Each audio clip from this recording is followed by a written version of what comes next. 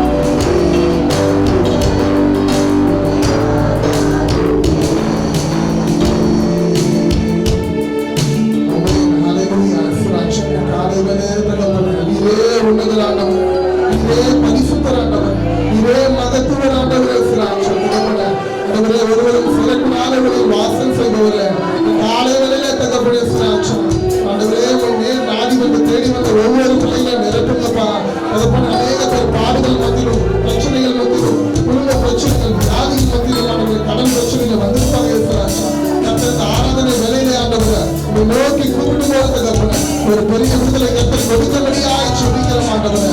கர்த்தாவே, உடைய ஆவி எங்கு உண்டு அந்த விடுதலை உண்டு ஆண்டவரே. எங்கே கர்த்தருடைய ஆவி உண்டு அந்த விடுதலை உண்டு. ஹல்லேலூயா, ஹல்லேலூயா, ஹல்லேலூயா, ஹல்லேலூயா, ஹல்லேலூயா.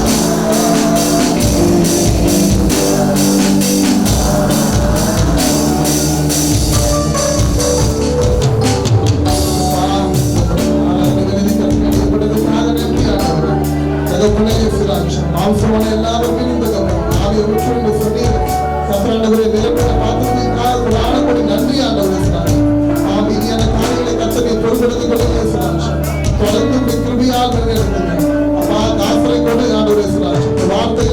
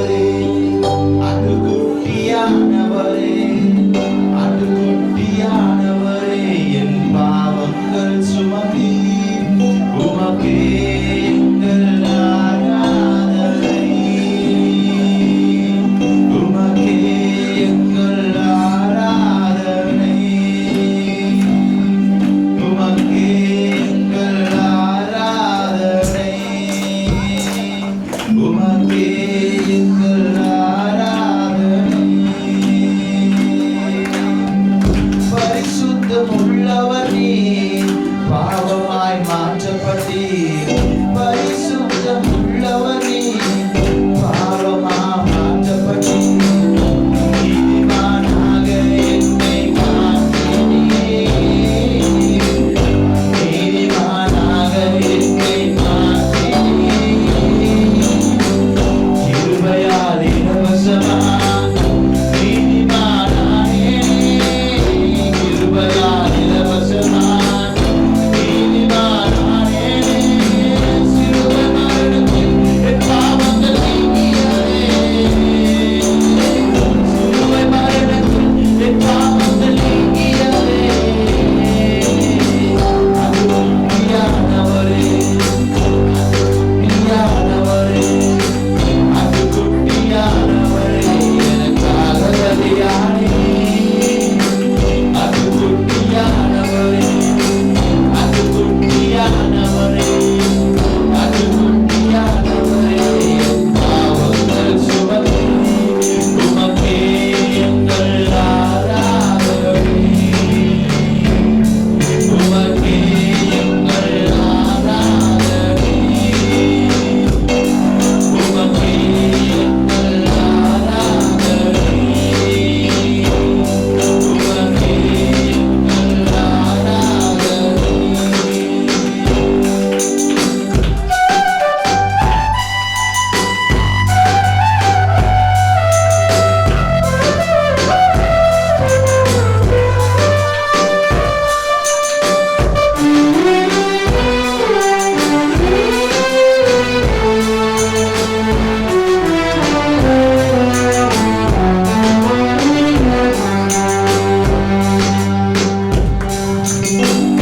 என் பாவம் யாவையும் உடலிலே சுமந்தீரே.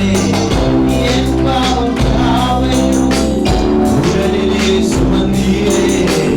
உன் சுகத்தை என்னுடன் தந்தீரே. உன் சுகத்தை என்னுடன் தந்தீரே. பாவத்தின் விளைவுகளை மரணத்தால் வென்றீரே. பாவத்தின் விளைவுகளையும் மரணத்தால் வென்றீரே. காயங்கள்லாம் நான் சுகமானேனே. காயங்கள்லாம் நான் சுகமானேனே. அது குட்டியானவரே, அது குட்டியானவரே, அது குட்டியானவரே, நாதபலியானே. உமக்கே எங்கள் ஆராதனை. உமக்கே எங்கள் ஆராதனை. உமக்கே எங்கள் ஆராதனை. உமக்கே எங்கள் ஆராதனை.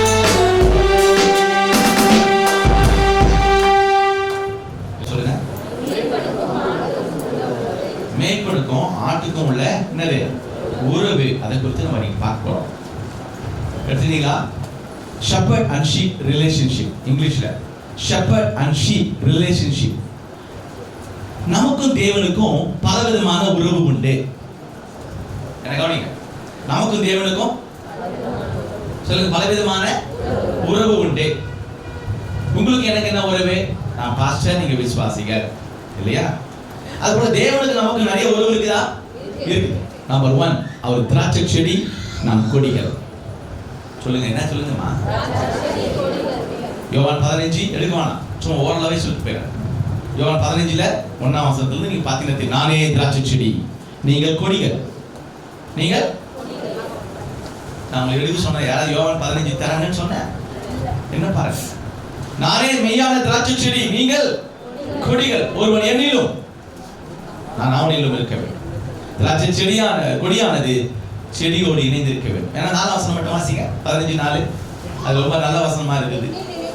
என்னில் நிலைத்திருங்கள், நான் உங்களை நிலைத்திருப்பேன். கொடியானது திராட்சை செடியில் நிலைத்திராவிட்டால் போதுமா? 6ஆம் வசனம் வாசிங்க. 6ஆம் வசனம். ஒருவன் என்னை நிலைத்திராவிட்டால் வெளியே எரிந்து போகிற எரியுண்டு உலர்ந்து போவான். போதும். என்ன பாருங்க, ஆண்டவர் திராட்சை செடி, நாம யாரு? கொடிகள். தயவுசெய்து சொல்லுங்க, ஆண்டவர் திராட்சை செடி, நாம யாரு? கொடியானது அப்படியே பறந்து வரும். அது எதோட சேர்ந்து இருக்கணும்? செடியோடு இணைஞ்சு இருக்கணும் இல்ல? இப்போ அந்த கொடியை ஒரு கத்திரிக்கோல் வச்சு ஒரு கத்தி வச்சு அந்த கொடியை கட் பண்ணி விட்டா என்ன ஆகும்? கொஞ்ச நாள் பச்சை பசேன்னு இருக்கிற மாதிரி இருக்கும். அது கனெக்ஷன் போயிடும். போச்சுன்னா கொஞ்ச நாள் அப்படியே பட்டு போய் காஞ்சி போய் உலர்ந்து போயிடும். ஆமாவா? ஆமாவா? ஏசாமி கூட சொல்றாரு, நானு திராட்சை செடி, நீங்க யாரு? கொடிகள். நீங்க எனக்குள்ள நீங்க நிலைச்சிருக்கணும், இணைஞ்சிருக்கணும். ஆமென். இது ஒரு உறவு. இரண்டாவது என்ன உறவு? கிறிஸ்துவுக்கு சபைக்குள்ள உறவு என்ன? மணவாளன் மணவாட்டி உறவு. எபேசியர் 5ஆம் அதிகாரத்திலே இருக்கிறது. வீட்டுல போய் படிச்சு பாத்துங்க. எபேசியர் 5 22 23 24 வீட்டுல போய் பாருங்க. டைம் இல்லை இப்போ. அது என்ன போட்டிருக்குன்னா, கிறிஸ்து சபைக்கு தலையா இருக்கிறார் சொல்லிட்டு புருஷனும் மனைவிக்கு தலையா இருக்கிறார். கவனிக்குமா, கிறிஸ்துவ புருஷனுக்கும் மனைவிய சபைக்கும் ஒப்பிட்டு பேசுகிறார். நாம் எல்லாரும் மணவாட்டி, அவர் மணவாளன். ஒரு ஆமென் சொல்லுங்க. நம்மள யாரு? ஆண்களும் சேர்த்து எல்லாரும். சபை என்பது மணவாட்டி, பிரைட். அவர் மணவாளன், பிரைட் க்ரூம்.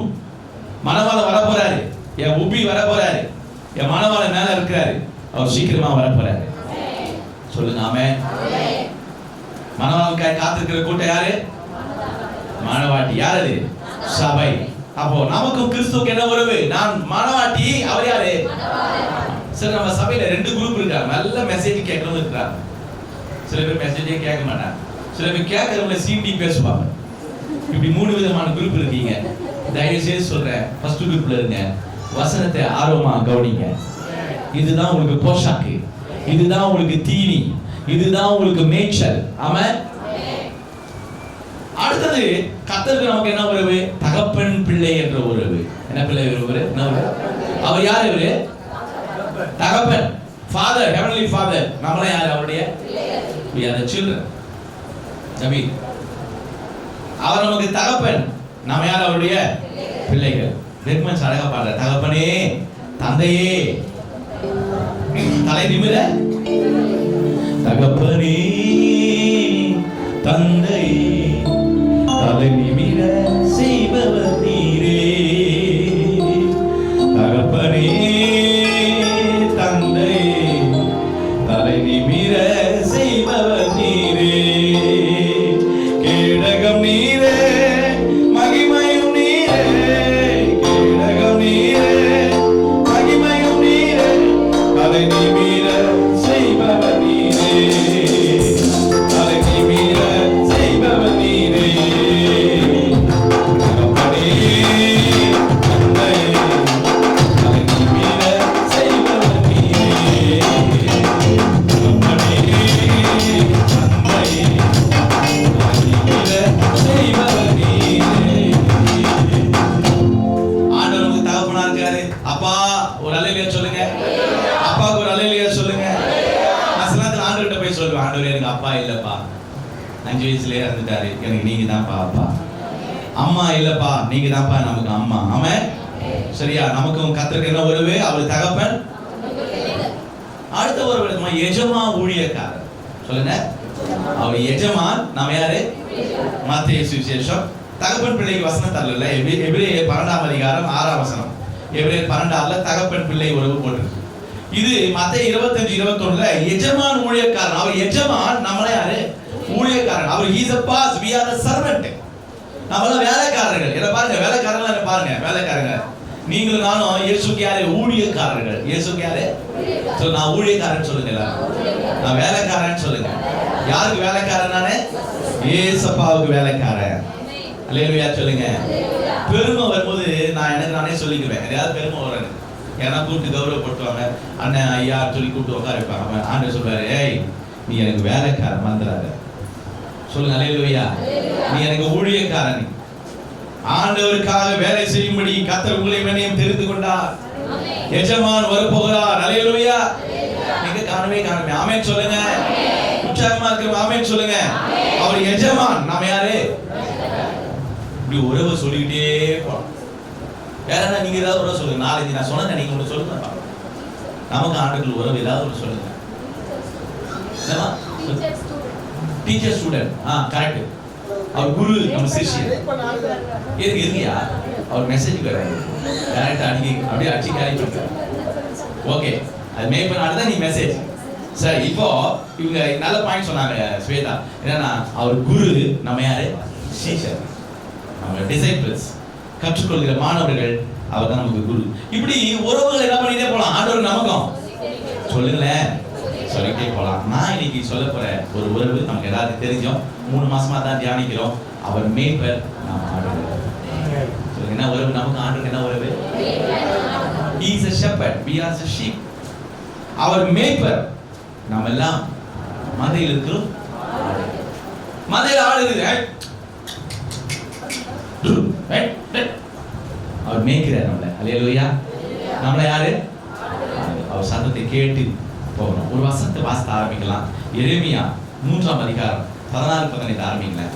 எரேமியா ரொம்ப அருமையா எழுதுறாரு வசனம்.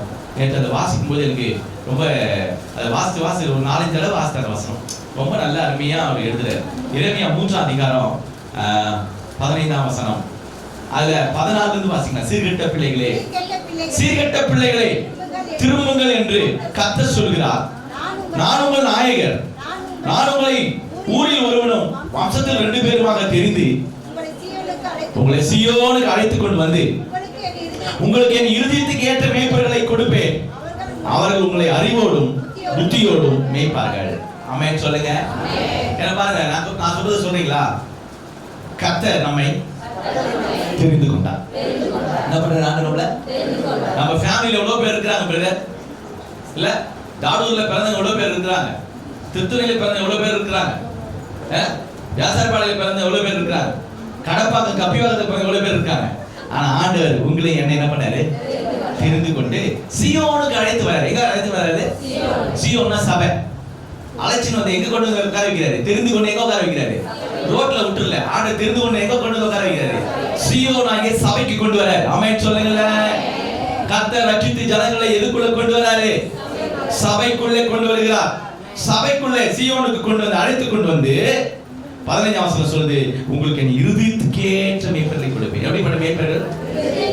அது யார் இருதயத்துக்கு ஏற்ற மேய்ப்பர்கள்? என் இருதயத்துக்கு. ஆண்டவர் சொல்றார், அவருடைய இருதயத்துக்கு ஏற்ற மேய்ப்பர்கள். இந்த வசனத்தை படிக்கும் போது நான் ஒரு நிமிஷம் அழுதுட்டேன். ஆண்டவரே, உங்க இருதயத்துக்கு ஏற்ற மேய்ப்பனா நான் இருக்கிறேனா? நான் யோசித்து பார்த்தேன். என்ன என் இருதயத்துக்கு ஏற்ற மேய்ப்பர்கள்? மனுஷன் இருதயத்துக்கு ஏற்ற மேய்ப்பர்கள் அல்ல. யார் இருதயத்துக்கு ஏற்ற மேய்ப்பர்கள்? சொல்லுங்க. கர்த்தருடைய இருதயத்துக்கு நான் ஆண்டவருடைய இருதயத்துக்கு ஏற்ற ஒரு மேய்ப்பனா இருக்கிறேனா அப்படின்னு நான் ஆராய்ச்சி பார்த்தேன். என்ன இந்த வசனம் தான் சொல்லுது, என் இருதயத்துக்கு ஏற்ற மேய்ப்பர்களை உங்களுக்கு கொடுப்பேன். யாருக்கு கொடுப்பேன்? ஆடுகளுக்கு.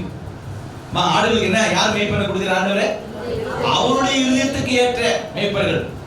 உங்க இருதயத்துக்கு ஏற்ற மாதிரி பேசுற மேய்ப்பர்கள். இன்னைக்கு மேய்ப்பர்லாம் நிஜமா இருக்காங்க. விசுவாசிகளை பிரியப்படுத்த, விசுவாசிகள் இருதயத்துக்கு ஏற்ற மாதிரி பிரசங்கம். விசுவாசிகள் கோச்சிக்கு போறாங்க, காணிக்கை கொடுக்க நின்று போறாங்க. ஆனா அவங்கள ப்ளீஸ் பண்ற பிரசங்கம்.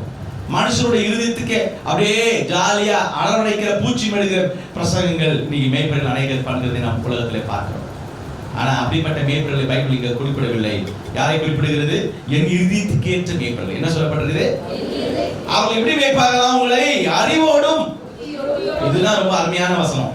என்ன இந்த வசனம் சொல்லுங்க. அவங்க எப்படி மேய்ப்பாங்க அவங்கள? அப்போ ஒரு மேய்ப்பனுக்கு ரொம்ப ரொம்ப முக்கியம். சபை நடத்துறதுக்கு என்ன தேவை? அறிவு, புத்தி. எல்லாம் சொல்லுங்க. ஆண்டவரே சொல்லுங்க. ஆண்டவரே, எங்க மேய்ப்பருக்கு, எங்க பாஸ்டருக்கு நீங்க அறிவியும் புத்தியும் கொடுங்க. நீங்க டெய்லி ஜெபம் பண்ண எனக்காக என்ன பண்ண? நீங்க டெய்லி ஒரு நிமிஷம் ஜெபம் பண்ணுங்க. தயவுசெய்து உங்கள்கிட்ட நான் வேற எதையும் எதிர்பார்க்கல. நீங்க தயவுசெய்து உங்களுக்கு கையெழுத்து கேட்கிற எனக்காக, என் குடும்பத்துக்காக நீங்க ஒரு நிமிஷம் ஜெபம் பண்ணணும். என்ன ஜெபம் பண்ணணும்? ஆண்டவரே, எங்க பாஸ்டர் இந்த காரை வித்துட்டு பெரிய வேற கார் வாங்கணும். ஆண்டவரே, ஆண்டவரே, அவருக்கு நல்ல இன்னும் பெரிய பங்களா கொடுங்க. ஆண்டவரே, ஆண்டவரே, நிறைய பேண்ட் ஷர்ட்டை கொடுங்க, கோட்டு கொடுங்க. ஆண்டவரே, இதுக்கெல்லாம் ஜெபம் பண்ணாதீங்க. இருந்து ஜெபம் பண்ண. ஆண்டவரே, இந்த சபையை, இந்த மந்தைய, எங்க பாஸ்டர் நல்லபடியா இல்ல அறிவோடும் புத்தியோடும் அமைக்கணும். அல்லேலூயா. அப்போ ஷெப்பர்டுக்கு என்ன தேவை? Shepherd will feed you with knowledge and understanding. அப்போ மேய்ப்பருக்கு ரொம்ப தேவை அறிவு, புத்தி. ஏன்னா அறிவீனமான புத்தியீனமான காரியங்களை செய்திடக்கூடாது, பேசிடக்கூடாது. அப்போஸ்தலர் 20:28 கூட அதான் போட்டிருக்கு. தேவன் தமது சுயரத்தினாலே சம்பாதித்துக் கொண்ட தமது சபையை மேய்ப்பதற்கு தேவன் நம்மை கண்காணிகளாக வைத்தார். கவனிக்கிறீங்களா? அல்லேலூயா. அப்போ அறிவோடு புத்தியோடு மேய்க்கிறார். அவர் கையில் என்ன இருக்கு? மேய்ப்பர் கையில் என்ன இருக்கு? உங்களுக்கு தான் தெரியுமே. ஒரு கோலும், கேளுங்க என்ன பாருங்க சிஸ்டர், மேய்ப்பர் கையில் என்ன இருக்கும்? கோல் இருக்கும். தப்பு செய்யற ஆத்துமாவை, தப்பு செய்யற வழி விலகி போகிற ஆடை என்ன பண்ணும்? மேய்ப்பர் அடிக்கணும், திருத்தணும். ஏய் பேக் யூ அது வரமாட்டேன்னு முடிவு மொழி பிடிக்குது. போட்டா நான் 2 போன தடியில் போட்டோம்னா அது வலிக்கும். அடிச்சோம் இப்படி வா திருப்பணும். இது மேய்ப்பருடைய வேலை. ஆமென் சொல்லுங்களேன். எனக்கு தடியே வேணாம்னா நீங்க என்ன பண்ணணும்? அழகா மேய்ப்பருக்கு கீழ்ப்படுத்திக்கணும். சொல்லுங்க அல்லேலூயா. சரியா? சங்கீதம் 141:5 தாவீது சொல்றார். 141:5 நீதிமான் என்னை தயவாய் குட்டி கடிந்து கொள்ளட்டும், அது என் தலையை அல்ல தட்டுவதில்லை, அது என் தலைக்கு எண்ணெய் போல இருக்கும். என்ன கவனிங்க, 141:5 இப்ப படிக்க வேணாம். இப்போ என்ன சொல்லுது அந்த வசனம்? என்ன சொல்லுது? நீதிமான குட்டி, ஒரு ஊழியக்கார, ஒரு மேய்ப்பர் உங்களை திட்டினால் இல்ல உங்களை அறிவுறுத்தினால், வசனத்தின் மூலம் உங்களை கடிந்து கொண்டால் அதை நம்ம சந்தோஷமாய் ஏற்றுக்கொள்ள வேண்டும். எனக்காகவே பேசுறாரு பாஸ்டர், என்ன மைண்ட்ல வச்சுக்கிட்டு பேசுறாரு, என்ன பிரசனத்துல அடிச்சு காலி பண்றாரு. ஐயோ அங்கிருப்பியா சொல்லிட்டீங்க, ஒரு பிரசனத்துல சொல்றாரு. இந்த மாதிரி வாசகங்கள் நிறைய வருகிறது. தெய்வ பிள்ளைகளே, உங்களை யாரும் அடிச்சு காலி பண்றதுக்காக இந்த சபை கிடையாது. உங்களை உருவாக்குவதற்கு, உங்களை சிறைப்படுத்துவதற்கு, உங்களை நல்வழிப்படுத்துவதற்கு. நீ தவறான பாதையில் போயிட போற, நீ ஓனாய் கிட்ட மாட்டிக்க போற அப்படின்னு சொல்லி உன்னை சரிப்படுத்துறதுக்கு தான் மேய்ப்பர்கள் என்ன செய்யறாங்க? உங்களுக்கு தடியை கொடுக்குறாங்க, அறிவு கொடுக்குறாங்க, புத்தி கொடுக்குறாங்க, அடிக்கிறாங்க, சிக்ஷிக்கிறாங்க, போதிக்கிறாங்க, எடுத்து சொல்றாங்க, ஜெபம் வைக்கிறாங்க. சொல்லுங்க ஒரு ஆமென் சொல்லுங்க. சந்தோஷமா ஒரு அல்லேலூயா சொல்லுங்க. அல்லேலூயா. கர்த்தர் நல்லவர். ஒரு கதை ஒண்ணு எனக்கு யாரோ அனுப்பிச்சு வச்சாங்க வாட்ஸ்அப்ல. அந்த கதையை நான் படிச்சு காட்டுறேன், கொஞ்சம் கூர்ந்து கவனிக்கிறீங்களா? நான் படிச்சு காட்டுமா? ஆடு மேய்ப்பர் ஒருவர் இருந்தார். கதை உங்களுக்கு பிடிக்குமா? என்ன பாருங்க, பாருங்க, வெளியே பாருங்க. மெசேஜ் பைபிள் இல்ல சிஸ்டர், பைபிள் தேடாதீங்க. ஆடு மேய்ப்பர் ஒருவர் இருந்தார். அவரிடம் ஏராளமான ஆடுகள் இருந்தன. தினமும் அவைகளை புல்வெளிகளில் மேய விட்டு நீர்நிலைகளில் தண்ணீர் பருக செய்து மாலை நேரத்தில் தொழுவத்தில் பாதுகாப்பாக அடைத்து வைப்பார் அந்த மேய்ப்பர். அவர் முன்னே நடக்க ஆடுகள் எல்லாம் அவர் பின்னே நடக்கும். அவரின் சத்தம் கேட்கும் எல்லைக்குள்ளாகவே அவைகள் மேய்ந்து கொண்டிருக்கும். அவரிடம் இருந்த ஒரு ஆட்டுக்கு இந்த வழக்கங்கள் சலித்து போய்விட்டன. காட்டில் எவ்வளவோ புல்வெளிகள் இருந்தும் இந்த மேய்ப்பர் இருக்கிறாரே, இவர் காட்டுகிற புல்வெளியில் தான் மேய வேண்டும் என்று சொல்கிறாரே. எவ்வளவோ நீர்நிலைகள் இருந்தும் அவர் காட்டும் நீர்நிலையில் தான் பருக வேண்டி இருக்கிறது. சில நேரத்தில் பசியோடும் தாகத்தோடும் கூட அவர் மேய்ச்சலுக்கு இடம் காட்டும் வரை அவர் பின்னாடியே போறனே என்று சொல்லி அந்த ஆடு நினைத்தது. ஏதோ ஒரு ஆடு, மக்கார் பண்ற ஆடு என்ன பண்ணுச்சு? எப்போ இவர் சொல்ற பேச்சை தான் என்ன பண்ணோம்? கேட்கணுமா? எவ்வளவோ அருமையான நீர்நிலைகளும் பசு புல்வெளிகளும் மாலையில் தங்கிக் கொள்ள நல்ல மரங்களும் இருக்கும் இந்த செழிப்பான காட்டில் நாம் ஏன் அடிமை போல இந்த மேய்ப்பருக்கு கீழ்ப்படிந்து வாழ வேண்டும்? நினைக்கும் போதெல்லாம் தண்ணீர், பசி வந்த உடனே மேய்ச்சல், இதுதான் நம் கொள்கை. மற்ற முட்டாள் ஆடுகள் வேண்டுமானாலும் அடிமை வாழ்வு வாழட்டும், நாம ஜாலியாக வெளியே போகலாம் என்று சொல்லி ஆடு சிந்திக்க ஆரம்பித்தது. மறுநாள் மேய்ச்சலுக்கு அழைத்து செல்லும் வழியில் மெதுவாக ஒவ்வொரு அடியாய் பின்வாங்கியது. இப்படியே முழு மந்தையும் முன்னே செல்ல விட்டுவிட்டு ஒரு மரத்தின் பின்பாக ஒளிந்து கொண்டது. ஆடுகள் எல்லாம் கடந்து மறையும் வரை காத்திருந்து விட்டு சந்தோஷமாய் வெளியே வந்தது. ஆஹா, இப்போ மேய்ப்பர் நமக்கு இல்லை, உண்ணவும் உடுக்கவும் உண்ணவும் தண்ணீர் குடிக்கவும் நாம் எங்க வேணா போகலாம், எதையும் செய்யலாம், விடுதலை விடுதலை என்று அந்த ஆடு உற்சாகமாக பாடியது. எங்குமோ ஓடியது. கொஞ்ச தூரத்தில் பார்த்தால் உயரமான புல்கள் அடர்த்தியாய் வளர்ந்திருந்த ஒரு இடத்துக்கு வந்து சேர்ந்தது. அந்த புற்களை பார்க்கவே ஆசையாக இருந்தது. இதுவரை இந்த மேய்ப்பன் ஒரு நாள் கூட இந்த இடத்துக்கு கொண்டு வந்து என்னை மேய விட்டதே இல்லை. ஆசையாய் ஓடி மேய ஆரம்பித்தது. புதிய புல்லை சுவைத்து சுவைத்து சாப்பிட்டு கொண்டது. திடீரென்று புற்களின் மறைவிலிருந்து ஒரு ஓனாய் வெளிப்பட்டது. ஆட்டின் மேல் பாய்ந்து அது முதுகு பக்கத்தை அழுத்தமாய் கவியது. இது போன்ற ஆபத்தை இதுவரை அந்த ஆடு சந்தித்ததே இல்லை. வலியிலும் மரண பயத்திலும் ஆடு அலறி துடித்தது. ஓனாயின் பிடியிலிருந்து தன்னை விடுவித்துக் கொள்ள முயற்சி செய்து முடியவில்லை. அப்படி எதிர்பாராத விதமாக ஒரு மலைப்பாம்பு புல்லிலிருந்து வெளிப்பட்டு ஓனாயை இறுக்கிக் கொண்டது. அதிர்ச்சிக்கு மேல் அதிர்ச்சி. ஓனாய் தன்னுடைய மரண போராட்டத்தில் அதை தன்னை காப்பாற்றிக் கொள்ள ஆட்டை விட்டு விட்டது. அது சண்டை பாம்போடு சண்டை போட ஆரம்பித்தது. தப்பித்தோம் பிழைத்தோம் என்ற ஆடு அந்த இடம் விட்டு ஓடி போனது. முதுகில் பலமாய் காயப்பட்டு ரத்தம் வழிந்தது. சொல்ல முடியாத அளவு வலி, தொண்டை வறண்டு போனது. தண்ணீர் என்றால் கிடைக்குமா? அந்த இடத்துக்கு சென்று தண்ணீரை குடிக்கலாம் என்று சொல்லி அது தண்ணீரை குடிக்க ஆரம்பித்தது. அந்த தண்ணீரை குடிக்க அங்கே தண்ணிக்குள் இறங்குவது அங்கிருந்த ஒரு முதலை கொஞ்சம் தடுமாறி அது பிடிக்க ஆரம்பித்தது. ஐயோ, ஆபத்திலிருந்து தப்பித்து வந்தால் இங்கே ஒரு ஆபத்தா? ஆடு தன் முழு பலத்தையும் திரட்டி போராடியது. இன்னொரு காலை பலமாக உழைத்தது. அந்த உதை சரியாக முதலின் கண்ணில் விழுந்தது. முதலை கொஞ்சம் தடுமாறி பிடியை விடுவித்தது. தப்பி பிழைத்த ஆடு ரத்தம் சொட்ட சொட்ட ஓடி. ஒரே நாளில் எத்தனை ஆபத்துகள்! எஜமானுக்கு பின் செல்லுகையில் அவர் சத்தத்தை கேட்டு அவர் காட்டும் வழியில் செல்லுங்கள். இதெல்லாம் எனக்கு என்னவென்றே தெரியாதே. எஜமான் நம்மை இதற்காக தான் இங்கே அனுமதிக்கவில்லை போல இருக்குது. கதறி அழுதபடி ஓடியது. எஜமான நினைத்து கண்ணீர் பெருகியது. எஜமான் தன்னுடைய கோளாறு வேண்டுமானால் என்னை நன்றாக அடிக்கட்டும், இனி நான் அவரை விட்டு போகவே மாட்டேன் என்று எண்ணிய போது எஜமான் குரல் அந்த காலில் தேனாய் விழுந்தது. தூரத்தில் அவர் ஆட்டின் கதவை கேட்டு ஓடி வந்தார். நல்லா அடிங்க எஜமானே, புத்தி வர வரைக்கும் அடிங்க. ஆடு மனதுக்குள் புலம்பியது. மேய்ப்பர் அருகில் வந்து விட்டார். ஆனால் முகத்தில் கோபம் இல்லை, கண்களில் கண்ணீர். எப்படியோ நீ கிடைத்தாயே, இப்படி காயம்பட்டு வந்திருக்கிய செல்லமே, இனிமேல் என்னை விட்டு நீ எங்கேயும் போகாதுன்னு சொல்லி அந்த ஆட்டை தூக்கி மார்போடு அணைத்துக் கொண்டார். அவர் கண்களிலிருந்து கண்ணீர் வந்தது. என் அன்பு சகோதர சகோதரிகளே, நாம் எவ்வளவோ வழிகளை நாம் நமக்காக உண்டு பண்ணிக் கொள்ளலாம். அது நம் பார்வைக்கு நலமானது இருக்கலாம். ஆனால் முடிவு இன்பம் அல்ல, துன்பம். ஆனால் மேய்ப்பர் காட்டுகிற வழியிலே நாம் செல்வதுதான் நமக்கு இன்பம். புரியுதா? ஒண்ணுமே புரியாம கை தட்டீங்களா? பாத்தீங்களா? கதையிலிருந்து நமக்கு எவ்வளவு ஒரு சத்தியம் கிடைக்குது பாத்தீங்களா? கதையிலிருந்து நமக்கு என்ன ஒரு சத்தியம் கிடைப்பாங்க? கர்த்தர் காட்டுகிற வழி, மேய்ப்பர் காட்டுகிற வழி, நமக்கு சொல்லப்பட்ட வழிகளை தான் நம்ம பின்பற்றினா நம்ம சந்தோஷமா இருக்க முடியும். நமக்கு கண்ணுக்கு குளிர்ச்சியா இருக்கிற, நமக்கு சரியா இருக்கிற, பைபிள் சொல்லுது மனுஷனுக்கு செம்மையாய் தோன்றுகிற வழிகள் பல உண்டு, அவைகள் முடிவோ மரண வழிகள். சரி, நமக்கு கண்ணுக்கு தெரிகிற வழியில நம்ம போக கூடாது. மேய்ப்பர் காட்டு வழியில போகணும். இதுதான் மேய்ப்பருக்கும் ஆடுக்கும் உள்ள உறவு. ஒரு அல்லேலூயா சொல்லுங்க. எத்தனை புரியுது? ஒரு அல்லேலூயா சொல்லுங்க. பிலிப்பியர் 3:17 கொஞ்சம் வாசிக்க. பிலிப்பியர் 3:17 பவுல் அப்போஸ்தலன் இப்படி சொல்றாரு, நான் உங்களுக்கு வழிகாட்டுகிறபடி எங்களை நீங்கள் மாதிரியாக நோக்குங்கள் என்று சொல்கிறார். பிலிப்பியர் 3:17 வாசிக்க. பிலிப்பியர் 3:17 நீங்கள் என்னோட கூட பின்பற்றுகிறவர்களாகி நாங்கள் உங்களுக்கு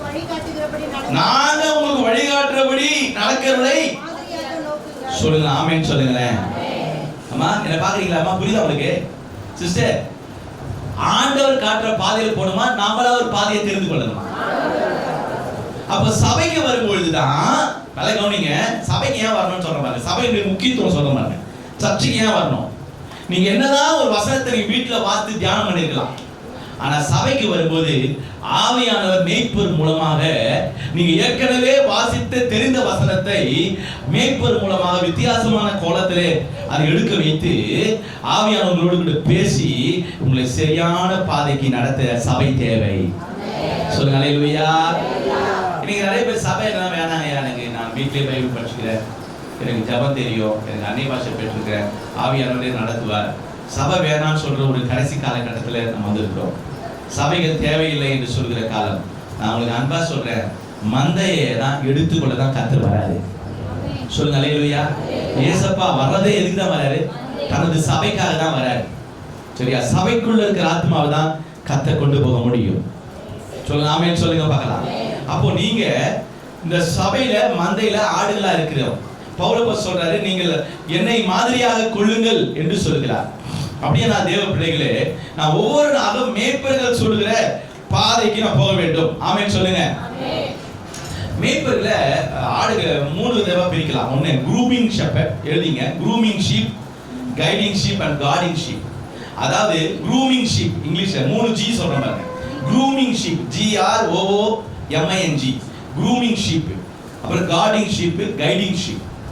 சரியா? Grooming sheep, guiding sheep, guarding sheep. இப்போ என்னன்னு சொல்றோம்? க்ரூமிங் ஷீப்னா என்ன தெரியுமா? மேய்ப்பர்கள் தங்களுடைய ஆடுகளை அழகாகவும் நல்ல சுகத்துடனும் வைத்துக் கொள்ள கடமைப்பட்டவர்கள்.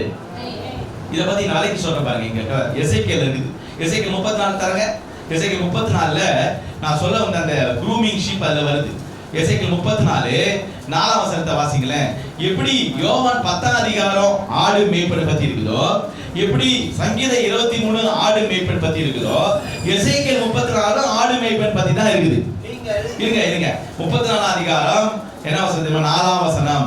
நான் வாசிங்க. நீங்கள் பலவீனமானவைகளை பலப்படுத்தாமலும் நசல் கொண்டவைகளை குணமாக்காமலும் எளிது முறிந்தவைகளை காயம் கட்டாமலும் துரத்துண்டவர்களை திருப்பி கொண்டு வராமலும் காணாமல் போனவர்களை தேடாமலும் போய் பலாத்காரமும் கடூரமாய் அவைகளை ஆண்டீர்கள். என்ன பாருங்களேன், ஒரு மேய்ப்பனுடைய வேலை என்ன தெரியுமா? கவனிமா, ஒரு மேய்ப்பனுடைய பாஸ்டருடைய வேலை என்ன தெரியுமா? சபைக்கு வர ஆத்துமாக்களை தேற்றணும். சொல்லுங்க அல்லேலூயா. அவங்க பலவீனமா வந்தா அவங்களை பலப்படுத்தணும். அவங்க கண்ணீரோடு வந்தா அவங்களுக்கு ஆறுதல் சொல்லணும். எத்தனை பேர் ஆமோதிக்கீங்க? ஆமென். வியாதியோடு வந்தா அவங்களுக்காக மனதுருகி கர்த்தர்ல ஜெபம் பண்ணி அவங்களுக்கு சுகத்தை வாங்கி கொடுக்கணும். காணாமல் போன ஒரு ஆடு வரலைன்னா அவங்களை விசாரிக்கணும். இது யாருடைய கடமை? இது மேய்ப்பனுடைய, ஆட்டினுடைய கடமை. நான் சொல்லி ஆடு என்ன பண்ணும்? கர்த்தருடைய வார்த்தைக்கு கீழ்ப்பட்டது, கர்த்தர் காட்டுகிற மேய்ப்பர் காட்டுகிற வழியில போகணும். என் ஆடுகள் என் சத்தத்துக்கு செவி கொடுக்கணும். மேய்ப்பருடைய வேலை என்னன்னா, நசல் கொண்ட ஆடுகள், பலவீனமான ஆடுகள், கஷ்டப்படுற ஆத்மாக்களை நம்ம சந்திக்கணும். அதுதான் வாரம் ஒரு செய்தி வருது. சில பேர் சொல்லுவாங்க, பாஸ்டர் என்ன பாஸ்டர் இப்படியே கொடுத்துருக்கீங்க பாருங்க. சத்தியத்தை பார்த்தீங்கன்னா ஒரு வாரம் ரட்சிப்பு குத்து வரும். எது குத்து வரும்? ரட்சிக்கப்படணும், ரட்சிக்கப்படணும், ஞானஸ்நானம் எடுக்க அதுக்கான செய்தி. ரட்சிக்கப்பட்ட பிறகு விடுதலை குறித்து செய்தி வரும். சொல்லுங்க ஆமென் சொல்லுங்களேன். விடுதலை வந்த பிறகு ஆசீர்வாதம், ப்ராஸ்பரிட்டி, செழிப்பை குறித்து பேசணும். அதுக்கப்புறம் இயேசுவின் ரத்தத்தை குறித்து பேசணும், இயேசுவின் நாமத்தை குறித்து பேசணும், கட்டுகள் உடைக்கப்படுறது குறித்து. ஒவ்வொரு வாரமும் கர்த்தர் விதவிதமான சத்தியங்களை ஊழியர்கள் மூலமா, மேய்ப்பர்கள் மூலமா கொடுத்து உங்கள் காயங்களை அவர் கட்டுகிறார். எத்தனை பேர் புரியுது? ஒரு அல்லேலூயா சொல்லுங்க. நீங்க வீட்டுல, நான் மறுபடியும் சொல்றேன், வீட்டுல உட்கார்ந்து நீங்க பைபிள் நல்லா வாசிக்கிற பழக்கம் இருக்குன்னு வச்சுங்களேன். இருக்கிறவங்க சொல்றேன், எனக்கு ஐயா இந்த பைபிளை நான் நிறைய தடவை படிச்சுட்டேன், பைபிள் ஃபுல்லா தரவா தெரியா. நீங்க எசேக்கியேல் 34 எடுத்தா இதுதான் நீங்க பேச போறீங்க எனக்கு தெரியா. யோவான் 10 எடுத்தா இதுதான் இருக்குதுன்னு எனக்கு தெரியா. சங்கீதம் 23 எடுத்தா இதுதான் இருக்குது எனக்கு தெரியா. சங்கீதம் 91 எடுத்தா இதுதான் எனக்கு தெரியுமா. ஆனா ஒரு ஊழியக்காரர் மூலமாக, ஒரு மேய்ப்பர் மூலமாக ஒரு ஆட்டுக்கு போஷாக்கு கிடைக்கணும். சொல்லுங்க அல்லேலூயா. நான் ஒரு வார்த்தை சொல்லட்டுமா? நான் இப்படி கற்பனை பண்றேன். ஆட்டுக்கு எத்தனை கால் மொத்தம்? ஆடு எப்பவுமே எப்படி மேயும்? கீழே தான் மேயும். அது தலை தூக்குமா? தூக்கும். அப்படி தூக்குனா இப்படிதான் பார்க்கும். சரியா? ஆனா மேய்ப்பருக்கு எத்தனை காலு? மேய்ப்பர் தலை தூக்க முடியுமா? தூக்க முடியுமா மேய்ப்பரு? சொல்லுங்க, மேய்ப்ப முடியுமா முடியாதா? shepherd is always above than the sheep. மேய்ப்பர் எப்பவுமே ஆட்டுக்கு மேலானவர் தான். எத்தனை பேர் ஆமோதிக்கீங்க? அல்லேலூயா சொல்லுங்க. அல்லேலூயா. மேய்ப்பர் இருக்காரு, அவர் எப்பவுமே யாருக்கு மேல தான்? அவரு ஆட்டுக்கு மேல தான். ஆட்டுக்கு கிட்ட பார்வை இருக்கும், மேய்ப்பருக்கு என்ன பார்வை இருக்கும்? ஆடு மேய்ஞ்சினே இருக்கும், அது கிட்ட இருக்குதான் பார்க்கும், புண்ணு இருக்குது, இங்க தண்ணி இருக்குது பார்க்கும். ஆனா மேய்ப்பர் கோம்பு வச்சுக்கிட்டு கோலை வச்சுருப்பான். அவன் என்ன பண்ணுவான்? அப்படி கீழே பார்த்துக்க மாட்டான். என்ன பண்ணுவான்? சுத்தி முத்தி பார்ப்பான், முதல்ல பார்ப்பான், அங்க பார்ப்பான், அங்க பார்ப்பான். சிங்க பார்த்தா தூர பார்வை இருக்கும். உன்னை எதிரிலிருந்து காப்பாத்துறதுக்கு உனக்கு மேய்ப்பன் தேவை. சொல்லுங்க அல்லேலூயா சொல்லுங்க. you need a mentor, you need a leader. நீ எவ்வளவு பிரசங்கமா, எவ்வளவு பிரசித்தி பெற்ற ஊழியக்காரா இருந்தாலும் ஒரு மந்தைக்குள்ள, ஒரு மேய்ப்பனுக்குள்ள அடங்கி இருந்தாதான் பரலோகம் போக முடியும். எத்தனை பேர் ஆமோதிக்கீங்க? அல்லேலூயா சொல்லுங்க. பிரதர் அடிக்கடி சொல்றாரு, மோகன்சி, நான் 4 மாவட்டம் இருக்கிற ஒரு சிஎஸ்ஐ சபையில நான் மெம்பர். நான் எந்த ஊழியத்துக்கு போனாலும் எங்க ஐயர்கிட்ட போய் நான் ஜெபம் பண்ணிட்டு போவேன். பிரதர் தினகரன் உயிரோடு இருக்கும்போது சொல்லுவாங்க, ஹவுஸ் ஆஃப் பிரேயர் அடையாள ஒரு மெம்பர். எல்லா எப்படிப்பட்ட பிரசித்திமான ஊழியக்காரர்களுக்கும் ஒரு லீடர், ஒரு மந்தர், ஒரு மென்டர், ஒரு ஆவிக்குரிய தலைவர் தேவை. யோசுவாவுக்கு மோசே தேவை. சொல்லுங்க அல்லேலூயா சொல்லுங்க. அது 2 உதாரணத்துல நான் சொல்லிட்டோம். அப்போஸ்தலர் 8ஆம் அதிகாரத்துல ஒரு கதை, ஜஸ்ட் நோட் பண்ணிங்க. அப்போஸ்தலர் 8 நோட் பண்ணிங்க. அதுல என்ன போட்டிருக்குது அப்படின்னு பாத்தீங்கன்னா, எத்தியோப்பியா மந்திரி பைபிள் படிச்சுட்டு போறான். கந்தாகை மந்திரி பைபிள் படிச்சுட்டு போறான். என்ன அதிகாரம் படிக்கிறாங்க? ஏசாயா 53 படிக்கிறாங்க. என்ன படிக்கிறாங்க? ஏசாயா 53 படிச்சுட்டு போறாங்க. இயேசுவின் பாடுகள். ஏசாயா 53 என்ன? இயேசுவின் அவர் அடிக்கப்பட்ட ஆட்டுக்குட்டி போல இருந்தாரு, அவர் மயிர்கத்தின் சத்தமிடாத ஆட்டு போல இருந்தாரு படிச்சுட்டு போறாரு. இப்ப படிச்சுட்டு போகும்போது இங்க ஆண்டவர் பிலிப்பு கிட்ட பேசுறாரு. யார்கிட்ட பேசுறாரு? எத்தனை பேருக்கு புரியுது? ஒரு அல்லேலூயா சொல்லுங்க. கவனிங்க, இன்னும் ஆரம்பிக்கவே இல்லை நானே. நீங்க நல்லா கவனிச்சாதான் புரியும். இன்னைக்கு பாத்தீங்கன்னா ஒரு மேலோட்டமான செய்தி தான் நான் கொடுக்க போறேன். வெரி சிம்பிள், வெகு சீக்கிரம் முடியும். நீங்க நல்லா கவனிச்சீங்கன்னா இது நிச்சயமா உங்களுக்கு பிரயோஜனமா இருக்கும். சத்தமா சொல்லுங்க அல்லேலூயா சொல்லுங்க. அல்லேலூயா. ஆட்டுக்கும் மேய்ப்பனுக்குள்ள உறவை பத்தி பார்த்துக்கணும். ஆட்டுக்கு மேய்ப்பனுக்குள்ள ஃபெலோஷிப், ரிலேஷன்ஷிப்பை பத்தி பார்த்துக்கணும். இப்போ இந்த கந்தாகை மந்திரி என்ன மந்திரி? அந்த மந்திரி என்ன படிச்சுட்டு போறாரு? ஏசாயா. அவருக்கு ஒண்ணுமே புரியல. 30ஆம் வசனம் வாசிக்கிற பாருங்க, அப்போஸ்தலர் 8:30. ஏசாயா தீர்க்கதரிசி ஆகமத்தை வாசிக்கிறதை கேட்டு இது கருத்து உனக்கு தெரியுமா அப்படின்னு பிலிப்பு கேட்கிறாரு. அவர் சொன்னா எனக்கு தெரியாது. உடனே பிலிப்பு என்ன பண்றாரு? 35ஆம் வசனத்துல வேத வாக்கியத்தை முன்னிட்டு இயேசுவை குறித்து பிரசங்கிக்கிறார். எல்லாம் எடுத்து பார்த்துருக்கீங்களா? யாரையும் எடுத்து பார்க்க சொல்றேன்.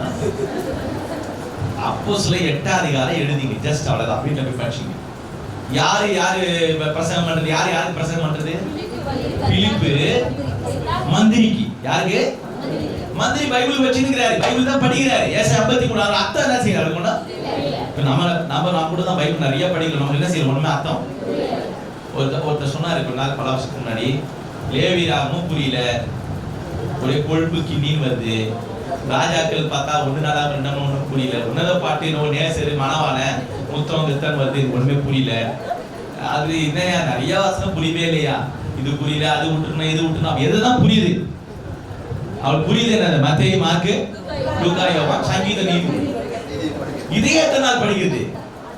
அப்ப ஏன் புரியலன்னா அதுக்கு ஆவியானவருடைய துணை வேணும். அதுக்கு ஒரு மேய்ப்பருடைய துணை வேணும். சொல்லுங்க அல்லேலூயா. இப்போ பிலிப்பு ஆண்டவர் அனுப்புறாரு. பிலிப்பு போய் ரதத்தோட ஓட்டிக்கிட்டு அந்த வேத வாக்கியத்தை எடுத்து என்ன பண்றாரு? அவருக்கு எக்ஸ்பிளைன் பண்ணி சொல்றாரு. எக்ஸ்பிளைன் பண்ணி சொன்னோன்னே இப்போ அவன் கண்டு திறக்கப்பட்டு சொல்றாரு, தண்ணீர் இருக்குதே தடையன். இப்போ ஞானஸ்நானம் எடுத்துக்கிறது ரெடி ஆயிட்டாரு. யாரு? மந்திரி. இப்போ சத்தியத்தை அவர் அறிந்து கொண்டார். எத்தனை பேர் புரியுது? இல்லையா சொல்லுங்க. சொல்ற கருத்து என்ன புரியுது உங்களுக்கு? ஒரு மேய்ப்பர் மூலமாக தான் நீங்கள் வேதத்தின் சத்தியங்களை அறிந்து கொள்ள முடியும். ஐயா, சபைக்கு வர நோக்கம் என்ன தெரியுமா? இளமையா வெளியே கேளுங்க. சபைக்கு வர்றது ஏதோ வேடிக்கை பார்க்க அல்ல, சபைக்கு வர்றது ஏதோ மெம்பர்ஷிப்புக்காக அல்ல. நமக்கு இங்க சபைக்கு வந்தா கல்யாண காட்சி நடத்தி வைப்பாங்க, ஃபங்க்ஷன் நடத்தி வைப்பாங்க, சீமந்தம் நடத்துவாங்க, கூட்டம் நடத்துவாங்க, இறந்துட்டா அடக்கம் பண்ணுவாங்க. இதுக்காக சபைக்கு அல்ல. இன்னைக்கு நிறைய விசுவாசிகள் இங்க தெளிவு அடையணும். சபையில மெம்பரா இருக்குது, பாஸ்டர் வீட்டுக்கு வந்து ஜெபம் பண்ணுவாரு, நல்லது கெட்டதுக்கு வந்து உள்ள விசுவாசிகள் வருவாங்க. அதுக்கல்ல, அதுவும் தான் ஒரு காரணம். மெயின் நோக்கம் என்னன்னா சத்தியத்தை அறிந்து கொள்வதற்காக தான் சபை. உன்னை பரலோகம் கொண்டு என்ன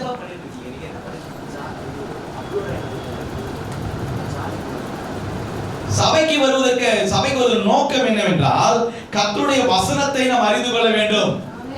கர்த்தருடைய வார்த்தையை நீங்கள் அறிந்து கொள்ள வேண்டும். அதுக்காக தான் நம்ம சபைக்கு வருகிறோம். அல்லேலூயா சொல்லுங்க. அல்லேலூயா. அப்போ வசனத்தை நம்ம கவனமா என்ன பண்ணோம்? கவனிக்கணும். மேய்ப்பர் மூலமாக உங்களுக்கு கொடுக்கப்படுகிற சத்தியங்களை மேய்ச்சலை நம்ம பெற்றுக்கொள்ளணும். சொல்லுங்க ஆமென் சொல்லுங்களேன்.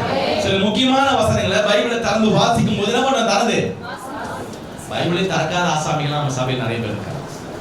பைபிள் கூட ஜிப போட்டு அப்படியே பேர் உட்காந்துக்கிறாங்க. அந்த மாதிரி உட்காந்துப்பாங்க. பேசுங்கயா, அங்கே பைபிள் தரத்துக்கு எங்க இடம் இருக்குது? எனக்கு ஒரு பழக்கம் இருக்குது. எங்கே போனாலும் பைபிள் எடுத்து போகிற பழக்கம். எங்கள் பாஸ்டர் ரூபாய்க்கு விட்டார். எங்கே போனாலும் சாவு வீட்டுக்கு போனாலும் சரி, கல்யாணத்துக்கு போனாலும் சரி, ஃபங்க்ஷன் போனாலும் பைபிள் எடுத்துட்டு போகணும். ஸ்கூலுக்கு போனாலும் வேலைக்கு போனாலும் பைபிள் எடுத்துட்டு போகணும். இது பழக்கம் எனக்கு ரசிக்கப்பட்ட காலத்திலே எங்கள் சபையில் எங்கள் பாஸ்டர் ரூபாய்க்கு. அதுக்கப்புறம் ரெண்டாவது ஒரு பழக்கம் எனக்கு அப்பத்துலேயே வந்துச்சு. சின்னதுலேருந்து 85, 86 ஏசியை போகும்போதே வந்துச்சு. என்னன்னா, யார் என்ன மெசேஜ் கொடுத்தாலும், கல்யாணத்தில் கொடுத்தாலும் சரி, எங்கே கொடுத்தாலும் உடனே நான் பைபிள் திறந்து வாசி பார்ப்பேன். போன வாரத்தில் ஒரு கல்யாணத்துக்கு போயிருந்தோம். அது நீதிமொழியிலிருந்து பேசினார். வீடு ஞானத்தால் கட்டப்பட்டு விவேகத்தால் நிலைநிறுத்தப்படும். இது எனக்கு தெரிஞ்ச வார்த்தை தான். ஆனால் அவர் நீதிமொழி 24 எடுத்து அதை பேசும்போது அதை நான் திறந்து பார்த்தேன். அதில் என்னென்ன பாயிண்ட்ஸ் இருக்கு நல்லா கவனிங்க. வேத புத்தகத்தை பிரசங்கம் பண்ணும்போது சில முக்கியமான வார்த்தைகளை வேலை செய்யணும், திறந்து பார்க்கணும். பார்த்து அந்த வசனத்தை நம்ம தியானிக்கணும். அப்ப என்ன ஆகும்னா, நீங்க உற்சாகமா இதை திறந்து பார்க்கும் போதும், ஆவியானவர் போதகர் மூலமா மேய்ப்பர் மூலமா பேசும் போதும் அந்த வார்த்தை உங்க மனதில் போய் இருதய பலகையில எழுதப்படும். அது சாகிற வரைக்கும் அந்த வசனம் உங்க இருதயத்தை விட்டு போகவே போகாது. எத்தனை பேர் ஆமோதிக்கிறீங்க? அல்லேலூயா. சரியா? இன்னொரு வாசகம் சொல்றேன். லூக்கா 24. இப்ப அப்போஸ்தலர் 8 பார்த்தல. லூக்கா 24 எம்மாவூர் சீஷர் 2 பேர் போயிட்டு இருக்காங்க. யார் போறது? எம்மாவூர். அவங்க வந்து இயேசுசாமி இறந்துட்டாரு, செத்துட்டாரு, அவர் அடக்கம் பண்ணிட்டாங்க பேசிட்டு போறாங்க. இப்ப இயேசு கிறிஸ்து வந்து அவர் கூடவே நடக்கிறாரு. நடந்து சத்தியத்தால சொல்றாரு. அவர் கண்கள் மறைக்கப்பட்டிருக்கு. அதுக்கப்புறம் வேத வாக்கியங்களை எடுத்து சொல்ல அவர் கண்கள் திறக்கப்பட்டது. அவன் அப்பம் வைக்கும்போது அவன் கண்கள் திறக்கப்பட்டது. அப்புறம் தெரிஞ்சுக்கிறாங்க இவர் ஆண்டவர் என்று அறிந்து கொண்டார்கள். அல்லேலூயா. இது எங்க வருது? லூக்கா 24 வருது. நீங்க படிச்சு பாருங்க. இப்ப என்ன சொல்ல வர காரியம் என்னவென்றால், மேய்ப்பர் என்பவர் உங்களுக்கு வேத புத்தகத்தின் வார்த்தைகளை எடுத்து சொல்லுவார். அல்லேலூயா. இங்க கவனிங்க, உங்களுக்கு வேதத்தில் இருக்கிற ரகசியங்களை புரிந்து கொள்வதற்கு, ஆவியானவர் துணையோடு அறிந்து கொள்வதற்கு மேய்ப்பருடைய ஒத்தாசை உங்களுக்கு தேவை. ஆடுக்கு வந்து எங்க புல் இருக்குது, எங்க வந்து தண்ணி இருக்குதுன்னு தெரியுமா? அது மேய்க்கிறது யாரு? அவருடைய புல்லுள்ள இடங்களில் சொல்லுங்க, அமர்ந்த அங்க போனாலும் அங்க பாதுகாப்பா இருக்குமா இருக்காத யாருக்கு தான் தெரியும்? ஐயோ அங்க போக கூடாது, அங்க யானை வர இடம் அது. அந்த இடம் வந்து அடிக்கடி ஓனாய் வர இடம், அது யாருக்கு தான் தெரியாது? ஆடுக்கு ஒன்றும் தெரியாது. பாவம் அப்பாவி ஆடு, மே மே பாட்டு போயிட்டு.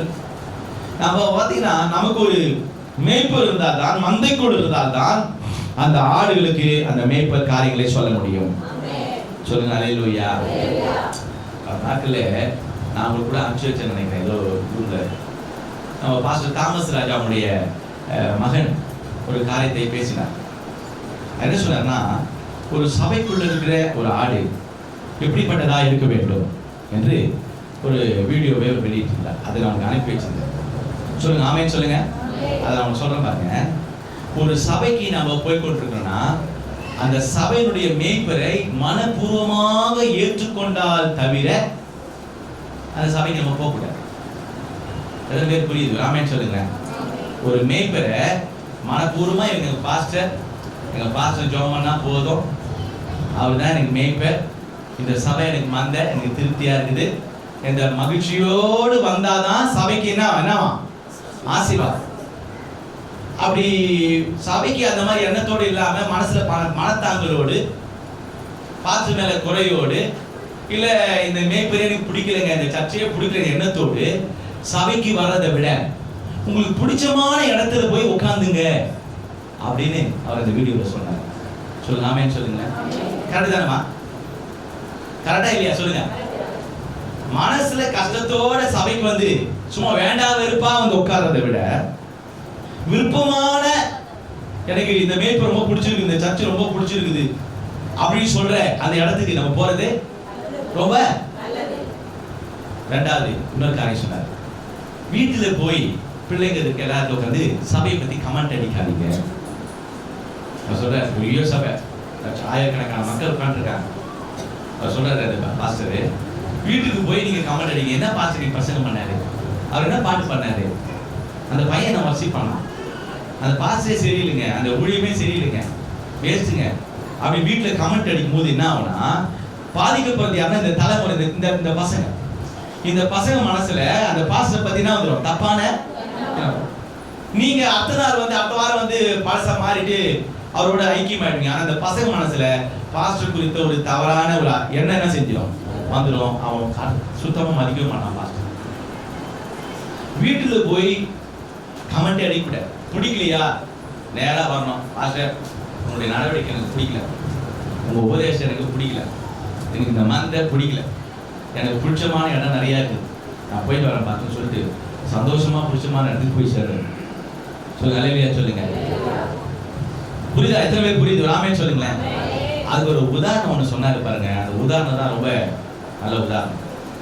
எங்க அப்பா கஷ்டமான நேரத்தில் ஆவடியில் வந்து ஊழியத்தை ஆரம்பிச்சாரு. 3 பிள்ளைங்க பிறந்தாங்க. கேளுங்க, 3 பிள்ளைங்க பிறந்தாங்க. எங்க அப்பா அந்த 3 பேரையும் பைக்ல கொண்டு போவாரு, கொண்டு போய் ஸ்கூல்ல விடுவாரு. அதுக்கப்புறம் 2 பிள்ளைங்க பிறந்தாங்க. மொத்தம் 5 பேர் ஆயிடுச்சு. 5 பேரை பைக்ல ஏற்றி போக முடியாது. அதனால எங்க அப்பா என்ன பண்ணாரு, ஊழியக்காரங்க அசிஸ்டன்ட் பாஸ்டர்ஸ் இருப்பாங்க, அவங்கள வச்சு பைக்ல கொண்டு போவார். அசிஸ்டன்ட் பாஸ்டர் ஆகும்போது பொம்பளை பசங்க வளர்ந்துட்டாங்க. ஏஜ் அட்டன் பண்றதுனால அந்த பொம்பளை பசங்க போய் பாஸ்டர் அசிஸ்டன்ட் பாஸ்டர் அனுப்புறதுக்கு அப்பாவுக்கு விருப்பம் இல்லை. உடனே 3 ஆம்பளை பிள்ளைங்க கூட்டிட்டு போய் ரொம்ப கஷ்டப்பட்டு அந்த காலத்துல பல வருஷத்துக்கு முன்னாடி, 30 வருஷம் 25 வருஷத்துக்கு முன்னாடி சைக்கிள் வாங்கி கொடுத்தாரு. 3 பேருக்கும் 3 பாய்ஸுக்கு என்ன வாங்கி கொடுத்தாரு? 3 சைக்கிள் வாங்கி கொடுத்தாரு. இப்போ சைக்கிள் இந்த பசங்க போய் ஸ்கூல்ல இறங்கும் போது சர்ச்சில் இருக்கிற ஒரு விசுவாசியுடைய பையன், அவனும் ஸ்கூல்ல படிக்கிறான். அவன் பார்த்து கேட்டானா, என்ன சவ பணத்தெல்லாம் எடுத்து வேஸ்ட் ஆகுறீங்க, நாங்கள் கஷ்டப்பட்டு போடுற காணிக்கெல்லாம் எடுத்து 3 சைக்கிள் அவன் மூஞ்சிங்களுக்கு, ஏன் 2 சைக்கிள் இருந்தால் போதாதா, 3 சைக்கிள் என்னத்துக்கு சார், எங்கள் பணம் தான் வேஸ்ட் பண்ணுறீங்க, உங்கள் அப்பா வேஸ்ட் பண்ணுறான்னு சொல்லி சொன்னாங்க. உடனே அந்த பையன் கேட்டான், பாஸ்டர் பையன், இவங்க எப்படிப்பா தெரியும் இதெல்லாம், ஆனால் எங்கள் வீட்டில் எங்கள் அம்மா பணம் பேசிக்கிறாங்க, இந்த சவ பணத்தெல்லாம் எடுத்து என்ன பண்ணுற பழைய என்ன வாங்கி கொடுக்குறது, சைக்கிள் வாங்கி 3 சைக்கிள் என்னத்துக்கு வாங்கி சொன்னார். மனவேதனையோடு சொல்கிறேன், எங்கள் அப்பா ஒன்றுமே சொல்ல அப்படியே விட்டாரு. அந்த சொன்னான் அந்த பையன், நாளடைவில் சபைக்கு வரது கொஞ்சம் கொஞ்சமா நிறுத்திட்டான். பின்மாற்றத்தில் போய் இன்னைக்கு மகா குடிக்காரனா இருக்கிறான். நான் வேதனையோடு சொல்றேன், மகா குடிக்காரனா இருக்கிறான். ஆனா அவன் பார்க்கும் போதெல்லாம் நான் சத்தியத்தை சொல்லுவேன், பாபா சபைக்கு நான் வரல. அப்போ நம்ம ஒன்று தெரிஞ்சுக்கொள்ளுங்கள், நீங்கள் ஒரு மந்தையில் இருந்தால், ஒரு மேய்ப்பருக்குள்ள இருந்தால், விருப்பமா இருந்தால் இருக்கணும். பிடிக்கல வேண்டாம் விருப்பா இருந்தால் நீங்க அந்த மந்தைக்குள் இருப்பது உங்களுக்கு ஆசீர்வாதம் கிடையாது. அதை விட உங்களுக்கு மனசுக்கு பிடிச்ச சரியா பிரசங்கம் பண்ணுகிற இல்ல கரெக்டா ஊழியத்தை நடத்துகிற அந்த மேய்ப்பர்களுடைய நம்ம என்ன பண்ணிக்கலாம், சேர்ந்து அவங்களுடைய ஆதரவுகளை நம்ம வளரலாம், வாழலாம் என்று இந்த சம்பவத்தை சொல்லி அவர் முடிக்கிறார். கர்த்தருடைய பிள்ளைகளே, நாம் நிதானிக்க வேண்டும். இந்த நாட்களிலே சந்தோஷமா அலையிலே சொல்லுங்க, நாம் யோசிக்க வேண்டும். நாம் ஒரு மந்தையில இருக்கிற நாம ஒரு மேய்ப்பருடைய கண்ட்ரோல்ல நம்ம இருக்கணும். ஆமென் சொல்லுங்களேன். மேய்ப்பருக்கு நான் அடங்க மாட்டேன், கீழ்ப்படிய மாட்டேன், நான் இஷ்டமா போவேன், இஷ்டமா வருவேன், எனக்கு வழி தெரியும் அப்படின்னு சொன்னா மேய்ப்பர் அங்கே தேவையில்லை, இன்வாலிட் ஆயிடும். மேய்ப்பர் இன்வாலிட் ஆகும் பொழுது நாளைக்கு ஆபத்துகள், பிரச்சனைகள், போராட்டங்கள், சூறாவளிகள், ஓநாய்கள், சிங்கங்கள் வரும் பொழுது உன்னை அவர் கையிலிருந்து பாதுகாக்க யார் வருவார்? உனக்கு உத்தரவாதம் எடுக்க யார் இருக்கிறார்? சொல்லுங்க, வரலையா சொல்லுங்க. உங்கள் பேரெல்லாம் எழுதி வச்சு டெய்லி ஜெபிக்கிறவங்க, சபையில ஜெபிக்கிற குழு இருக்கார்கள் இல்லையா? ஜபம் நடந்துகிட்டே இருக்கு சபையில. செவ்வாய்க்கிழமை, வெள்ளிக்கிழமை, சனிக்கிழமை, நேற்று கூட ஃபாஸ்டிங் பேர் வந்து ஃபாஸ்டிங் பேர் வந்தவங்களாம் கை தூங்க. ஃபாஸ்டிங் பேர் நேற்று ஃபாஸ்டிங் பேர் சொற்பமான மக்கள் தான் வந்திருக்கீங்க. மற்றவங்க ஃபாஸ்டிங் பேர் 2வது சனிக்கிழமையில ஃபாஸ்டிங் பேர் நடக்குது, நைட் பேர் நடக்குது. உங்க விசுவாசி எல்லாரும் ஜெபிக்கிறோம், வராதவங்க ஜெபம் பண்றோம். சபைக்கு வரவங்க, வராதவங்க, நின்று போனவங்க திருப்பி வரணும்னு சொல்லி பல குறிப்புகளை வச்சு நம்ம ஜெபிக்கிறோம். எதற்கென்றால் இந்த மந்தையில் இருக்கிற ஆடுகள் மேய்ப்பருக்கு கீழ்ப்படிஞ்சு பரலோகம் வந்து சேர வேண்டும். சொல்லுங்க, அல்லேலூயா சொல்லுங்க. பாதுகாக்கப்பட வேண்டும். ஆமென் சொல்லுங்களேன். அதனால இன்னைக்கு நம்ம சொல்ற சத்தியம் என்னவென்றால், க்ரூமிங் ஷீப் என்றால் ஆடுகளை பராமரிக்கிறோம். அதுக்கு என்ன தலைப்பு சொல்றாங்க இங்கிலீஷ் தமிழ்ல? ஆடுகளை. 2வது கைடிங் ஷீப், ஆடுகளை வழி நடத்தணும். ஒரு மேய்ப்பருடைய வேலை என்னன்னா ஆடுகளை என்ன பண்ண, நல்ல பாதையில. நான் போன வாரம் கூட பார்த்தோம், அவர் நாத்துமாவை தேற்றி என்னை நீதியின் பாதையில் என்ன செய்யறாரு, நடத்துகிறார். கவனிக்கிறீங்களா சிஸ்டர்? நல்ல பாதையில உங்களை நடத்தணும், நல்ல போஷாக்கு கொடுக்கணும். ஒரு ஆடு வந்து நல்ல புஷ்டியா நல்லா சாப்பிட்டு கொழுக்கணும். எப்போ கொழுக்குனா அது சத்தியம் தான் அவளுக்கு போஷாக்கு. அல்லேலூயா. எது போஷாக்கு சொல்லுங்க, எது போஷாக்கு? வேத வார்த்தைகள் தான் போஷாக்கு. அப்ப இந்த வேத வார்த்தைகளை நீங்க நல்லா சாப்பிடணும். ஏற்கனவே சொல்லிக்கிறேன், மேய்ச்சலின் ஆடுகள். நம்ம என்ன ஆடுகள்? சபைக்கு வருது எதுக்குன்னா, உங்களுக்கு முன்னாடி புட்கள் போடும்போது, உங்களுக்கு தண்ணி காட்டும் போது நீங்க என்ன செய்யணும், நல்ல தண்ணி சாப்பிடணும். நல்லா என்ன செய்யணும், உள்ள சாப்பிடணும். நீங்க தண்ணி காட்டக்கூடாது, பாஸ்டர் தண்ணி காட்டக்கூடாது, நீங்க தண்ணி குடிக்கணும். நிறைய பேர் பாஸ்டருக்கு என்ன காட்டுறாங்க, தண்ணி காட்டுறாங்க. அப்ப ஆடு போய் மேய்ப்பனுக்கு போதிக்குமா? ஆடு போய் தண்ணி காட்டுமா? மேய்ப்பன் தான் தண்ணி காட்டுறாங்க. அதுக்காக தான் கர்த்தர் சபை என்ற ஒரு அமைப்பை ஏற்படுத்தியிருக்கிறார். பாஸ்டர் என்ற ஒரு அமைப்பை ஏன் ஏற்படுத்தினார் என்றால், ஒரு விசுவாசிகளை, மந்தையை, மேய்ப்பர்கள், ஆடுகளை சரியாய் நடத்தி கொண்டு போக வேண்டும். ஆமென். அதாவது பாட்டு சொல்லுது, அவர் தோள்களின் மேலே, அது என்ன பாரு தெரிய வரல, தோள்களின் மேலே நான் என்ன பண்றதா, சார்ந்து கொள்வதா. பாருங்க,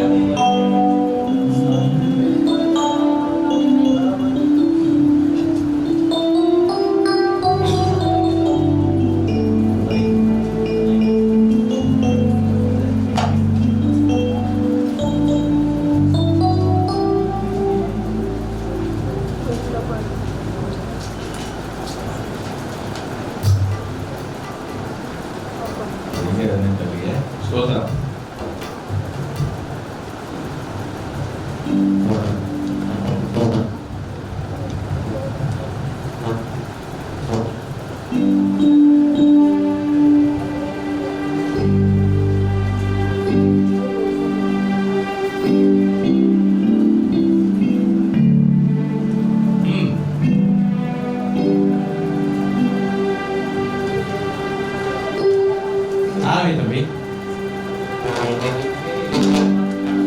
இருப்பதால் கவலை ஒன்றும் எனக்கில்லையே, தேவைகள் எல்லாம் வாழ்ந்து கொள்வதால் கர்த்தருக்குள் மகிழ்ந்திருப்பேனே. அவர் தோள்களின் மேலே நான் சாய்ந்திருப்பதால் கவலை ஒன்றும் எனக்கில்லை.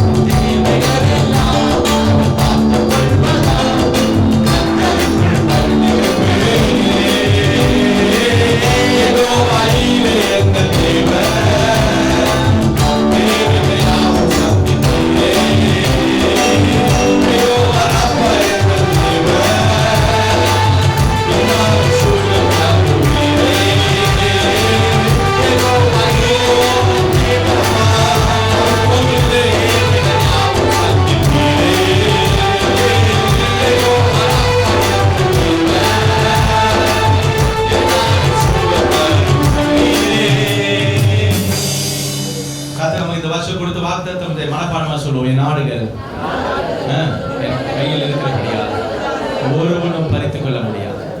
ஒருவனும் என் ஆடுகளை என் கையிலிருந்து. இந்த வசனத்தை டெய்லி உரிமை பாராட்டி ஜெபம் பண்ணுங்க. ஏன் தெரியுமா? நேற்று கூட எங்க வீட்டுக்கு ஒருத்தர் வந்தாங்க. அவங்க சொன்னாங்க, நல்ல ஒரு ஏஜி சர்ச்சுக்கு போற ஒரு சகோதரர், 34 வயசு தான் ஆகுதான்.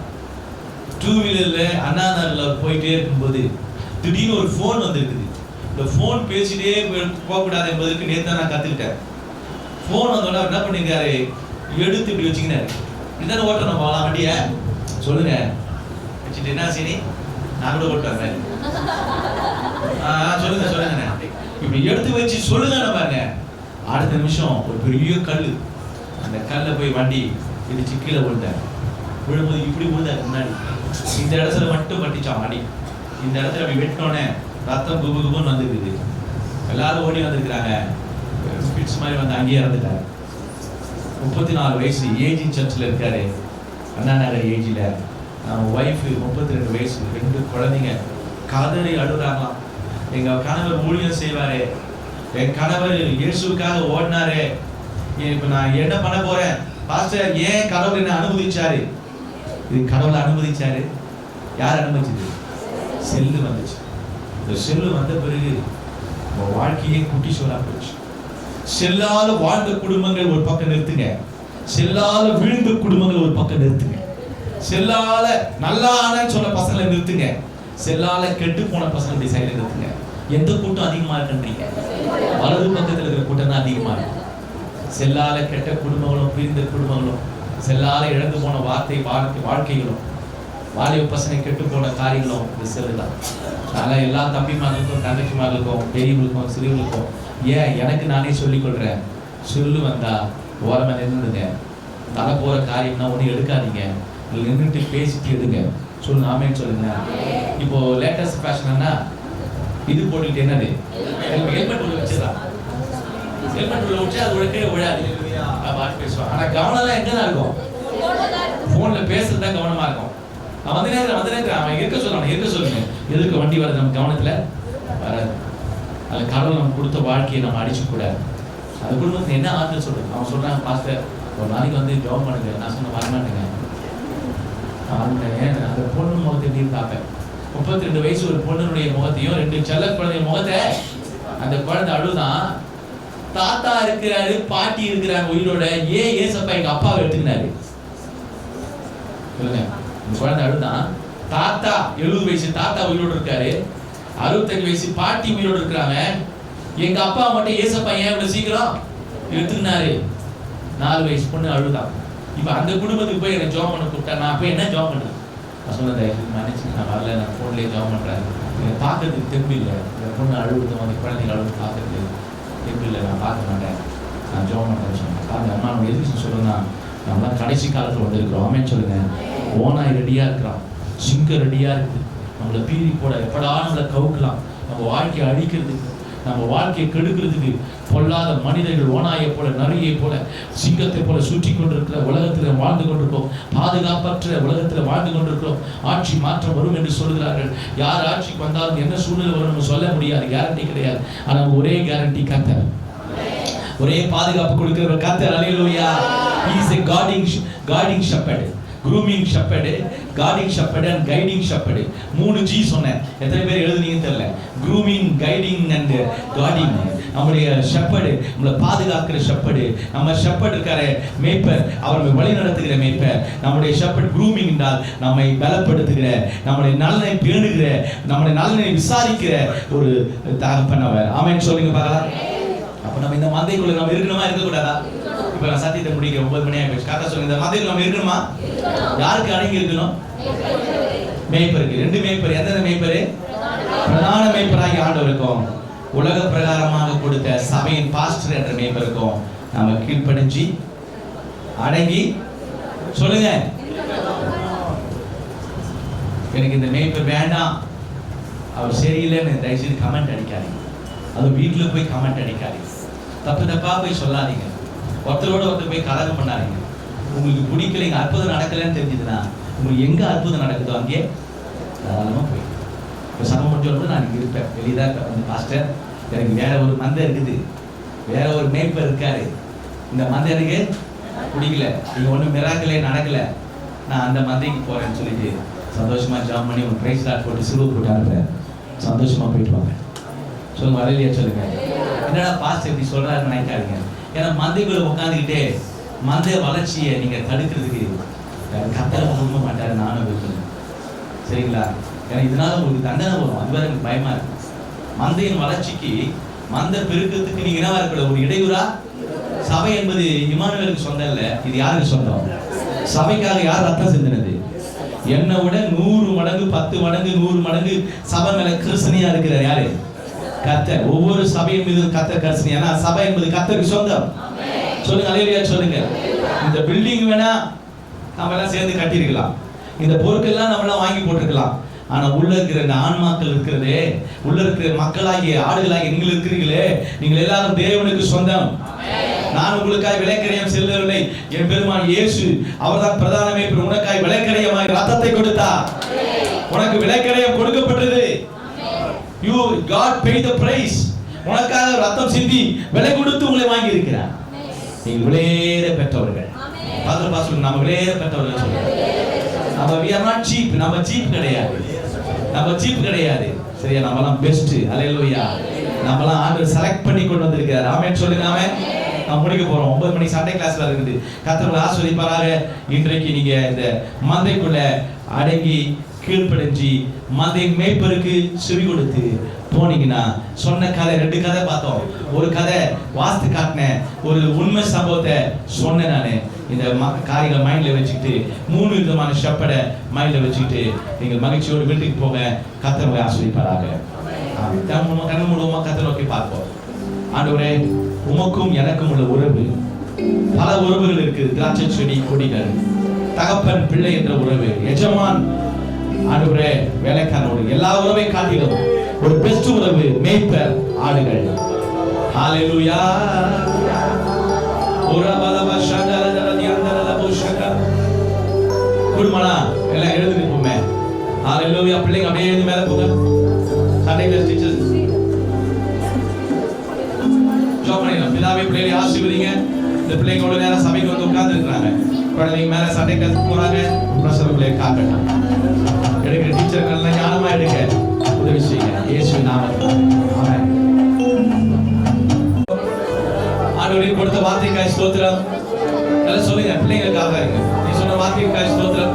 நான் மந்தையில் இருக்கிற ஆடுகளாய் இருந்து மேய்ப்பனுடைய சத்தத்துக்கு செவி கொடுத்து உம்மோடு உறவாடி பரலோகம் வந்து சேர்வதற்கு என்னை ஆயத்தப்படுத்துங்க. பரலோகம் வந்து சேர்வதற்கு என்னை ஆயத்தப்படுத்துங்க. இந்த மந்தையில் நிலைத்திருக்கிற ஆடாய், ஆண்டவரே மேய்ச்சலை கண்டடைகிற ஆடாய், மந்தைக்கு மாதிரி உள்ள ஆடாய், முன்மாதிரி உள்ள ஒரு மகனாய், இந்த மகளாய் நான் வாழ உதவி செய்யுங்கப்பா. ஒரு வருகை மிக சமீபமா இருக்கிறது. எங்க பார்த்தாலும் ஆபத்துகள் விபத்துகள் நிறைந்திருக்கிறது. ஆடாகி என்னை பீறி போட சிங்கமும் ஓனாயும் கர்ஜித்து ஓடி வருகிறது. எதிரியாக பிசாசானவன் தனக்கு கொஞ்ச காலம் மாத்திரம் உண்டென்று அவன் மிகுந்த கோபமா இருக்கிறான். அவனுடைய வலையில நான் விழுந்து விடாதபடி நான் ஜாக்கிரதையோடு எனக்கு கொடுக்கப்பட்ட மந்தையிலே, இந்த வார்த்தை நீங்க யாருமே சொல்லலையே, எனக்கு கொடுக்கப்பட்ட மந்தையில, எனக்கு கொடுக்கப்பட்ட மேய்ப்பருக்கு நான் காத்திருந்து அடங்கி இருந்து கீழ்ப்படிந்து வசனத்தை கேட்டு மேய்ச்சலை கண்டடைந்து பரலோகத்துக்கு நேராக என்னை ஆயத்தப்படுத்த, ஒரு வருகைக்கு என்னை ஆயத்தப்படுத்த கர்த்தர் எனக்கு கிருபை பாராட்டும். கர்த்தர் எனக்கு கிருபை பாராட்டும். கர்த்தர் எனக்கு கிருபை பாராட்டும். வாழ்க்கைக்கு எல்லா பிரச்சனையும் நீ மாற்றி விடும். தோள்களின் மேலே நான் சார்ந்து இருப்பதால எனக்கு கவலை ஒன்றுமில்லை. என் தேவையெல்லாம் கர்த்தர் பார்த்துக் கொள்வார். என் மேய்ப்பர் எனக்கு இருக்கும் போது எனக்கு என்ன ஆடுக்கு கவலை?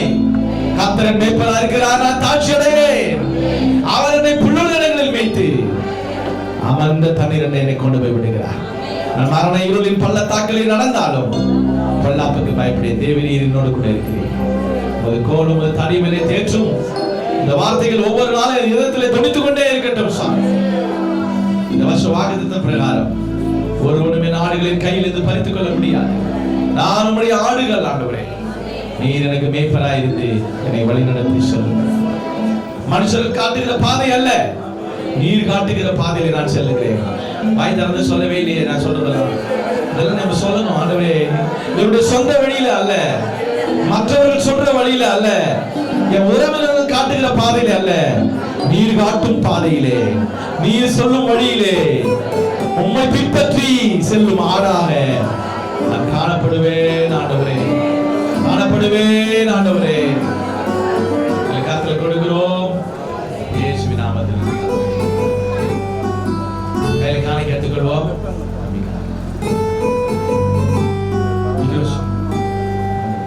பாடலை பாடும்போது கருத்துல காணிக்கை செலுத்துவோம்.